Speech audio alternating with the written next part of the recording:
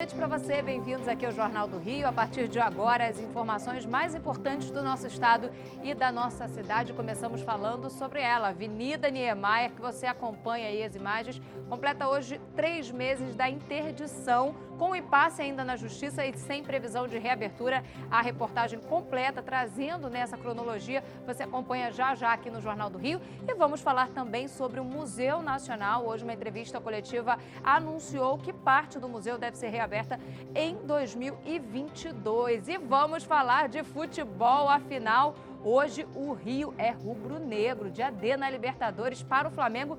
Tudo isso e muito mais no Jornal do Rio em 30 segundos. Eu tô te esperando.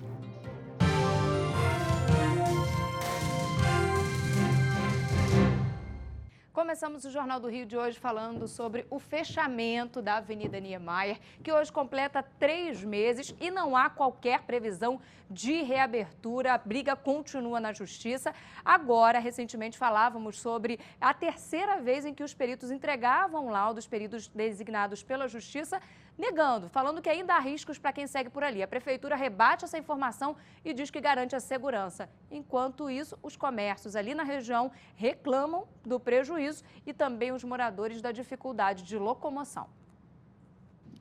Desde o fechamento da Avenida Niemeyer, a Vânia tem visto de perto o prejuízo. Ela é gerente de um dos famosos quiosques do Mirante do Leblon, na zona sul do Rio, que ficam bem no início da via. As vendas de água de coco, por exemplo, reduziram de 200 por dia para apenas 50. A nossa expectativa é que reabra o mais rápido possível, para a gente voltar, né? Porque nós já estamos em baixa temporada. Nessa época de inverno, fica difícil o movimento, cai muito, né? E ainda com a Niemeyer fechada, está quase impossível. Um dia antes de completar 3 meses da interdição, a Prefeitura enviou à Justiça uma nota técnica feita por engenheiros e geólogos do município, além de um laudo feito por uma empresa independente. O município reafirmou que há condições para a reabertura da avenida e criticou o laudo dos peritos designados pela Justiça, que diz que a via deve permanecer fechada. Para a Prefeitura, o relatório demonstra preciosismo, além de falta de conhecimento e experiência na questão geotécnica. Os peritos tinham alegado que as casas no alto do Vidigal, que contribuem para o despejo de esgoto e de águas da chuva na encosta, não tinham sido demolidas e apontou a necessidade de análise de estabilidade de um conjunto de pedras e o risco de deslizamento de blocos rochosos. Segundo a Prefeitura, 5.000 simulações foram feitas num programa de computador e que, em nenhum dos casos, as pedras se aproximaram da avenida. O Ministério Público também pede a manutenção do fechamento da Avenida Niemeyer. Os promotores se baseiam na vistoria elaborada pelos peritos designados pela Justiça. De acordo com o MP, o laudo evidencia a persistência dos riscos que seriam gerados com a reabertura da via. A decisão está nas mãos do desembargador Mauro Pereira Martins. É muita gente que passa aí nessa avenida o dia todo, né? Aí já há muito tempo já fechado, eles têm que tomar uma solução. Uma pessoa morreu e outra ficou ferida durante uma tentativa de assalto no início da manhã de hoje na Washington Luiz, na rodovia, ali na altura de Duque de Caxias, na Baixada Fluminense. O carro da vítima foi atingido por pelo menos 10 tiros, a maioria no lado da motorista. Sara Vitória, que estava dirigindo, foi baleada na cabeça e levada para o hospital Adão Pereira Nunes, mas não resistiu. Ela tinha 19 anos e fazia faculdade de Direito. Queria ser delegada de polícia. Ela queria fazer a diferença. Ela queria ser uma grande delegada. Ela estudava muito. Ela tinha um olhar doce, a voz doce. Sara voltava de uma festa com Felipe Costa, de 35 anos, que estava no banco do carona. Ele levou um tiro no tórax e está internado na mesma unidade com um quadro de saúde estável. O crime aconteceu aqui na altura do quilômetro 115 da rodovia Washington Luiz, pista sentido Juiz de Fora. Testemunhas contaram que por volta de 4h20 da manhã, um veículo preto emparelhou com o carro dirigido por Sara e os criminosos abriram fogo sem anunciar o assalto. A Divisão de Homicídios da Baixada Fluminense assumiu a investigação do caso. Nenhuma hipótese foi descartada, mas como os criminosos não levaram pertences das vítimas, a principal linha de investigação é de execução. A polícia apura se o crime foi passional e se o autor era um ex-companheiro de Sara. Imagens de câmeras da concessionária estão sendo analisadas e podem ajudar a identificar os criminosos. A jovem será cremada nessa quinta-feira. Parecia que ela só tá numa balada, ou tá na faculdade, ou tá na casa de uma amiga fazendo trabalho, e daqui a pouco vai voltar. Só que eu sei que não vai voltar. Dia de operação contra a pedofilia virtual aqui no Rio de Janeiro, 13 mandados de busca e apreensão cumpridos pela polícia. Na casa dos suspeitos, a polícia apreendeu computadores, telefones celulares, pendrives e DVDs. O material foi encaminhado para a Delegacia de Crimes Virtuais, na Cidade da Polícia. Os suspeitos também foram conduzidos à delegacia.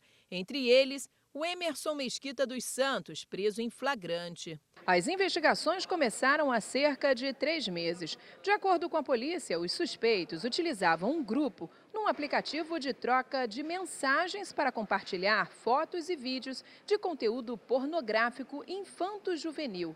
Em alguns casos, chegavam a ter um contato virtual com os menores. Policiais se infiltraram na rede de WhatsApp e identificaram esse grupo compartilhando as imagens de conteúdo pornográfico dessas crianças. Além da capital, os mandados também foram cumpridos em municípios da região metropolitana, Itaguaí, Nova Iguaçu e São Gonçalo, e no interior do estado, Miracema, Campos dos Goitacazes, Araruama, Silva Jardim e Barra Mansa.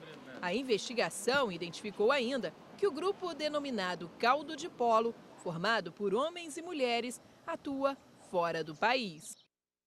Nossa primeira pausa está chegando e depois do intervalo vamos falar sobre o ex-governador Sérgio Cabral, que voltou a ser condenado. As penas somadas ultrapassam 230 anos. O governador Wilson Witzel quer transformar 150 delegacias em 40 distritos, não só com policiais civis, mas também com policiais militares. A gente vai ver como é que funcionaria esse projeto agora na reportagem do Tiago Carvalho. O cartaz na porta da delegacia indica: registros de ocorrência podem ser feitos em qualquer unidade, mas essa prática pode estar com os dias contados. O governador Wilson Witzel estuda acabar com as 150 delegacias do estado e substituí-las por distritos policiais, concentrando as polícias civil e militar em um só lugar. O projeto mudaria também os encargos de cada setor. A PM passaria a registrar as ocorrências de rua e a Polícia Civil ficaria com o trabalho focado apenas nas investigações dos crimes. A área de atuação, porém, seria a mesma, passando as delegacias a atenderem o mesmo perímetro que os batalhões. O distrito piloto será na Tijuca, zona norte da cidade. A proposta é construir prédios de 2 andares, onde o térreo será destinado à Polícia Militar e o segundo pavimento à Polícia Civil. As estruturas vão contar ainda com alojamentos e restaurantes. Cada distrito custará, em média, 30 milhões de reais. No total, seriam gastos 1 bilhão e 300 milhões de reais. O governador Witzel alega que o atual sistema é custoso e que o novo modelo, além de econômico, teria durabilidade de 20 a 30 anos. Quantia considerada alta para o Sindicato dos Policiais Civis. É necessário manter as delegacias com mais efetivo, porque ter apenas 9 mil policiais, quando a lei antiga já coloca como efetivo de 23 mil policiais. Ele precisa haver mais concurso e mais aproveitamento do pessoal que está já aprovado em concurso. O ex-governador do Rio, Sérgio Cabral, foi condenado a mais 18 anos de prisão por crimes como lavagem de dinheiro. A Marcele Setúbal tem mais detalhes para a gente. Marcele, essa pena já chega a mais de 230 anos, né, do Cabral? Para ser mais precisa, Thaís, 233 anos e 11 meses de condenação do ex-governador do Rio de Janeiro, Sérgio Cabral. Boa noite para você, muito boa noite a todos. Essa condenação foi feita pelo juiz federal Marcelo Bretas, foi publicada nesta terça-feira, mas divulgada hoje. O ex-governador Sérgio Cabral, Thaís, foi condenado, como você disse, por crimes de lavagem de dinheiro. Ele que foi condenado por lavar cerca de 8 milhões de reais estatais por meio de empresas do grupo Dirija. Essa condenação, Thaís, é relativa às operações Calicut, Eficiência e Mascate. Lembrando que a Calicut foi por causa dessa operação que o Cabral foi preso lá em 2016. A defesa de Cabral disse que vai recorrer dessa nova decisão, Thaís. Obrigada, Marcela. A gente volta a conversar ainda nessa edição do Jornal do Rio com a Marcela Setúbal, mas seguimos por aqui com informação para você que acompanha aqui a nossa edição. O Conselho Nacional de Justiça divulgou um relatório Justiça em Números com as estatísticas de 2018 e o balanço é positivo. Pela primeira vez na década, o número de casos solucionados é maior do que o de processos abertos.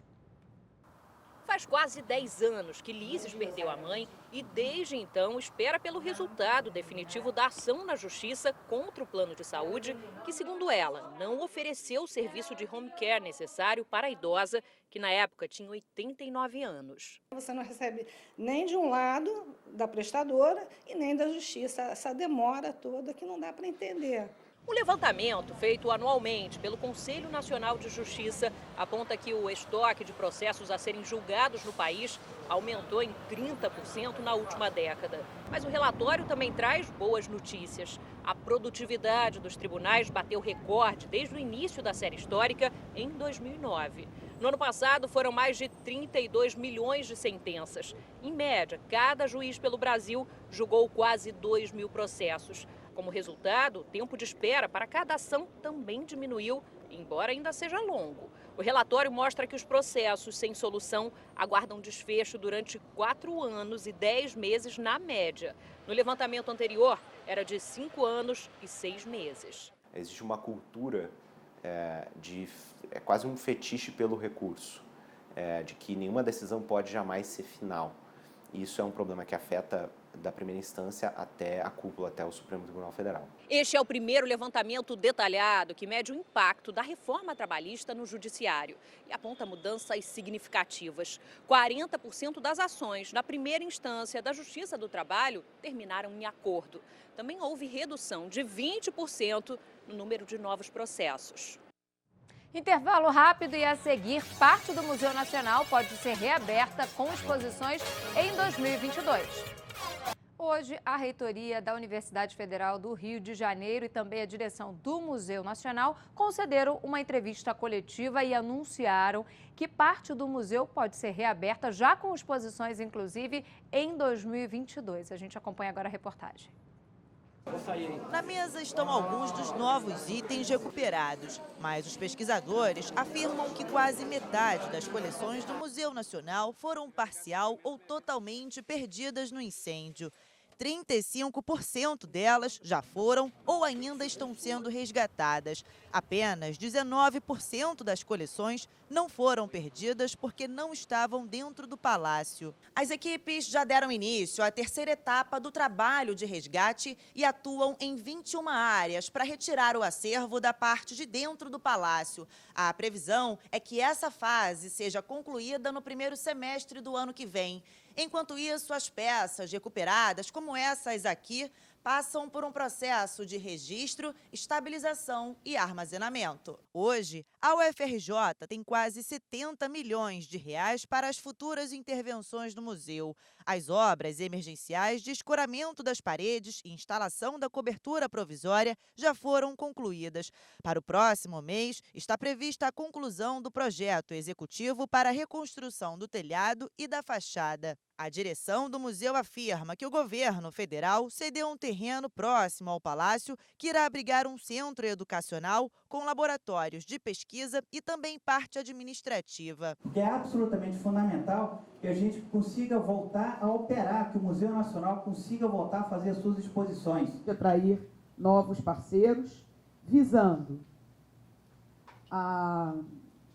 ao que nós pretendemos, que é, em 2022, podermos inaugurar pelo menos uma parte do Palácio com exposições que vão festejar o bicentenário da independência brasileira. Em homenagem aos 88 anos do Arquivo Público, uma exposição será realizada na semana que vem no Palácio Guanabara. E é sobre esse assunto que a gente conversa mais uma vez com a Marcele Setúbal. Quem quiser visitar o Palácio Guanabara, ter essa oportunidade, como é que faz, Marcele? Olha, Thaís, é preciso mandar um e-mail, viu? Porque as entradas aqui são limitadas. Quem quiser, então, fazer esse tour pelo Palácio Guanabara, que fica em Laranjeiras, na zona sul do Rio de Janeiro, precisa enviar um e-mail para visitaguiada@casacivil.rj.gov.br. E aí, nessa visita, Thaís, a pessoa vai poder descobrir um pouquinho mais, conhecer um pouquinho mais sobre a instituição, né? São os 88 anos do Arquivo Público. Também conhecer, ver algumas fotos aqui da história do Rio de Janeiro. Esse tour acontece entre os dias 3 e 5 de setembro, mais conhecido como semana que vem, Thaís. Valeu, Marcele. Obrigado pelas suas informações, pela dica também aqui no Jornal do Rio. Chegou a hora de falar de cinema por aqui.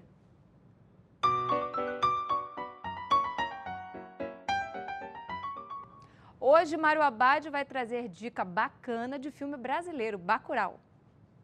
Olá, amigo cinéfilo, tudo bem? Finalmente chega o circuito Bacurau, filme da dupla Kleber Mendonça e Juliano Dornelles, que recebeu o prêmio especial do Festival de Cannes desse ano. A história acontece no futuro recente em Bacurau, um povoado do sertão de Pernambuco que some do mapa. Quando uma série de assassinatos começa a acontecer, os moradores da cidade tentam reagir, mas como se defender de um inimigo desconhecido? Bacurau é uma sátira sociopolítica com muita violência, humor negro e sexo. O filme mistura ficção científica, western e terror. Todos esses gêneros juntam a serviço do discurso político de Kleber Mendonça, que aqui apresenta uma pequena cidade lutando contra o seu governo. Dá para perceber as influências de diretores como John Carpenter, Walter Hill e até Quentin Tarantino. A gente está sendo atacado. E lembrando, cinema você visto dentro do cinema. E a seguir, o intervalo, e vamos falar já de futebol. O Flamengo pega o Internacional de olho na semifinal da Libertadores. Tudo isso depois do intervalo. O júri popular dos 4 policiais militares acusados de executar a engenheira Patrícia Mieiro em 2008 será realizado no dia 5 de setembro. Em fevereiro, o Tribunal de Justiça cancelou a audiência por falta de testemunhas. No mesmo mês, o Superior Tribunal de Justiça determinou que a ação fosse realizada de maneira imediata. Os PMs Marcos Paulo Nogueira Maranhão, William Luiz do Nascimento, Fábio Silveira Santana e Márcio Oliveira dos Santos respondem por homicídio qualificado e fraude processual. Todos continuam trabalhando na corporação. Vamos mudar de assunto, vamos falar de futebol, porque o dia D para o Flamengo na Libertadores, a equipe de Jorge Jesus pega o Internacional pelo jogo de volta das quartas de final da competição e vai para a casa do adversário com vantagem. Concentrado no Rio Grande do Sul desde a última segunda-feira, a pedido do técnico Jorge Jesus, o Flamengo pega o Internacional daqui a pouco, às 9h30 da noite, de olho na semifinal da Libertadores. No jogo de ida, deu Flamengo. 2-0 no Maracanã lotado. Hoje, o palco é o Beira-Rio, mas segundo o zagueiro espanhol Pablo Mari, isso não vai atrapalhar o rubro-negro na busca pela vaga. Vamos na casa deles, diante da torcida, que vai ser importante para eles, mas estamos tranquilos. Sabemos o que vamos enfrentar, estamos muito concentrados. Será importante esquecer o que está fora do jogo e concentrar na ideia que o míster quer transmitir. Para o jogo de logo mais, o Flamengo vai ter um desfalque em relação à primeira partida: William Arão. O volante recebeu o 3º cartão amarelo e cumpre suspensão. Gerson deve ser o substituto ao lado de Cuellar. Para se classificar, o rubro-negro pode até perder por um gol de diferença. Em caso de um novo 2-0 para o mandante, a vaga será decidida nos pênaltis. Amanhã é a vez do Fluminense entrar em campo. O desafio do tricolor é pela Sul-Americana e a procura por ingressos está grande. A gente tem inclusive imagens ao vivo, olha só, lá das Laranjeiras, esses torcedores aí na bilheteria, na sede oficial do clube, que fica ali no bairro da Zona Sul. Mais de 45 mil ingressos já foram vendidos para o jogo de volta contra o Corinthians. A partida desta quinta-feira, às 9h30 da noite, é no Maracanã e marca a estreia de Oswaldo de Oliveira no comando do time. Quem passar garante vaga nas semifinais da competição. No primeiro jogo, tudo igual, 0-0, ou seja, expectativa total para a partida de amanhã. E para fechar o Jornal do Rio de hoje, temos, digamos, uma notícia fofa, simpática aqui. Um guarda municipal resgatou um cachorro que caiu hoje no canal que fica ali na Avenida Maracanã, na Tijuca, zona norte do Rio de Janeiro. Olha só a imagem desse guarda, o Gilberto Júnior. Ele estava trabalhando ali naquela região quando percebeu aí o cachorro nessa água, resgatou o animal que quando chegou lá em terra firme, já saiu, já fugiu e foi aí percorrer o seu caminho. O Jornal do Rio fica por aqui. Uma boa noite para você, até amanhã.